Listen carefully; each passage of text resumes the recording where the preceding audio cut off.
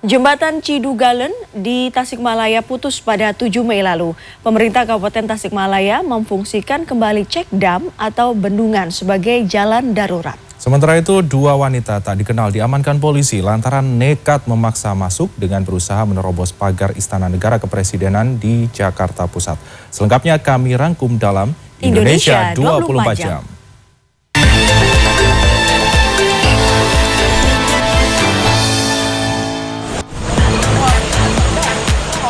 Setelah amblesnya ujung jembatan Cidugalen di Kecamatan Cigalontang pada 7 Mei lalu, pemerintah Kabupaten Tasikmalaya akhirnya memfungsikan kembali cek dam atau bendungan sebagai jalan darurat.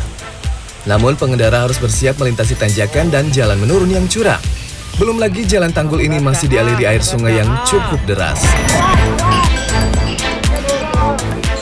Meski jalan bendungan akan digunakan lagi untuk kelancaran lalu lintas, Kepolisian Resor Tasikmalaya yang ditemui pada Senin meminta jalan tersebut hanya dimanfaatkan siang hari dan saat sungai tidak meluap. Hal ini bertujuan menghindari hal yang tidak diinginkan. Dua wanita tak dikenal ditangkap polisi lantaran nekat masuk dengan berusaha menerobos pagar Istana Kepresidenan di Gambir, Jakarta Pusat, Senin siang.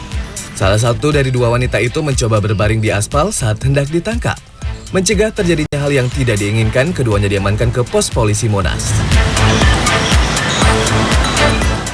Petugas menduga aksi nekat tersebut dilakukan demi mengadukan persoalan hukum yang dihadapi kepada Presiden Jokowi.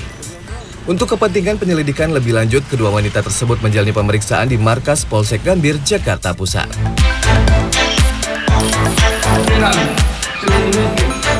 Pemerintah Provinsi Jambi pada Senin menetapkan status siaga darurat kebakaran hutan dan lahan. Selain karena munculnya ratusan titik panas atau hotspot, hal itu dilakukan lantaran belasan hektar hutan sudah terbakar. Personel ataupun prasarana segera dikerahkan ke daerah rawan kebakaran hutan dan lahan sebagai langkah antisipasi atau penanggulangan bila terjadi kebakaran. Dalam upaya pencegahan, petugas disebar di 5 titik di kawasan hutan gambut, daerah yang paling rawan dan sering terbakar. Langkah lain, petugas menggunakan teknologi modifikasi cuaca secara terus-menerus menyemai awan agar hujan turun membasahi lahan, hutan, dan gambut. Tim Liputan CNN Indonesia.